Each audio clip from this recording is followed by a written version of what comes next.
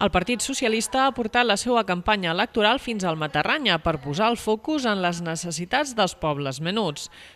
Fins a Torredarques es van traslladar Mari Carmen Soler, quarta candidata a les Corts d'Aragó, Herminio Sánchez, diputat socialista a Madrid, i com a anfitrió Luis Las Marías, novè a les llistes i alcalde del municipi.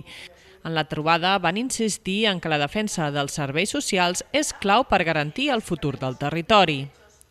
En Torredarques lo que hemos realizado es un encuentro con todos los vecinos para dar a conocer las propuestas del Partido Socialista, decir que el Partido Socialista es un partido fuerte, con las ideas claras, con unas políticas claras, tanto de igualdad, en defensa de la sanidad pública, en defensa de la educación pública, del estado de bienestar, y en este caso los servicios sociales. Como sabéis, Torredarques es una de las poblaciones más pequeñitas, y decir que realmente necesitamos sobre todo el tema de la asistencia social y sobre todo que Pilar Alegría haya incluido en su programa el transporte sanitario, pues en este caso para las personas que no tienen movilidad, pues decir que es lo que realmente necesitamos de los municipios pequeños. Las Marías va defensar la proposta socialista d'un transport sanitari gratuït i va denunciar especialment la situació de la sanitat rural.